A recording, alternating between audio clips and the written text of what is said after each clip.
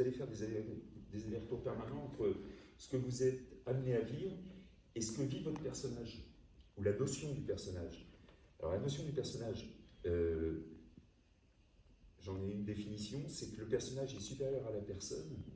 On est tous des personnes, on est personne, je sais pas. Le personnage est supérieur à la personne parce qu'il est porteur d'un message. Alors pour un acteur, le message, c'est le message que l'auteur a voulu faire passer dans une pièce, par exemple. Donc il faut bien comprendre de quoi l'auteur passe. Il y a deux sortes d'acteurs, ou on va dire d'artistes. Il y a ceux qui viennent sur scène pour dire « aimez-moi ». Donc tant qu'on me regarde, tant que j'ai des spots sur moi et qu'on me regarde, je suis rempli, enfin mon ego est rempli. Il y a une partie de moi qui est remplie, vous voyez.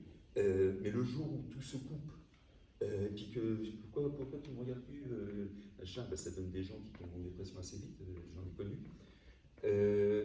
Ça c'est une façon d'être, mais la bonne façon, c'est pas de dire aimez-moi, c'est de dire je vous aime. Ça donne des Jacques Brel, ça donne des Piaf, ça donne, enfin là je prends des vieux exemples exprès. Vous voyez, et les artistes qui ont cette dimension de donner aux autres. Et parce qu'ils donnent, ils reçoivent. Et ils se donnent. D'accord ? Donc il y a quelque chose de cet ordre-là à mettre en place aussi.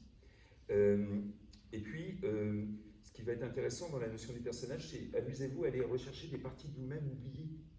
C'est-à-dire retrouver le prince, la princesse, l'enfant libre qui en vous. J'ai dû l'expliquer comme ça individuellement. Il y a ce qu'on appelle la personnalité, hein, la persona. Donc c'est la partie de lune, si on prenait une lune, c'est un croissant de lune, c'est la partie qui est éclairée. Hein, c'est l'interface avec votre environnement, ce que vous avez mis en place, que votre éducation, vos racines, etc. ont créé de vous. Donc c'est une partie de vous importante, puisqu'il faut, tout le monde a une personnalité. Mais ce qui va nous intéresser, nous, c'est d'aller chercher dans votre individualité, donc ce qui est indivisible. C'est toute la partie, la rotondité qui serait dans l'ombre, hein, si on prend toujours la métaphore de la Lune. Donc c'est là où il y a plein de potentialités qui n'ont pas été manifestées. J'entends par là que le spectre, c'est qu'il y a en tout être une maman et une putain, pour faire court. C'est-à-dire qu'on a tout ça. Après, on développe ce qu'on veut. Mais ce qui est intéressant pour un acteur ou une actrice, c'est d'aller rechercher des parties de quand j'étais. Vous voyez, tout le monde sait jouer. Tout le monde a joué quand il était petit. Donc c'est après simplement que l'adulte tient rarement les promesses de l'enfant, parce que très vite on est dans un monde d'adulte. Donc ce monde d'adulte, il faut faire des trucs, il faut. Je crois même qu'il y a une ministre là qui dit qu'à 4 ans, un enfant devrait déjà savoir ce qu'il veut faire dans la vie. Alors on oublie tout l'âge des possibles, vous voyez.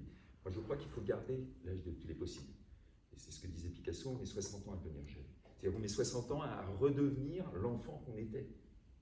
De recontacter avec cet enfant libre, ce garnement ou cette garnement ce voyou, cette voyoute qui est en nous. Donc amusez-vous à aller rechercher là, pendant ces 3 jours aussi des parties de vous, et par les exercices, par le corps notamment, on va réveiller ça. Vous voyez, c'est pas un effort intellectuel. D'ailleurs, le principe ici, c'est de laisser quand même son mental à l'entrée, et on va faire un porte-mental. Un porte-mental, ça serait bien. Un porte-mental des porte-manteaux. Ça marche. Ça vient de me venir, calme-toi, ça c'est une idée. Ça va marcher. Donc, laissez au maximum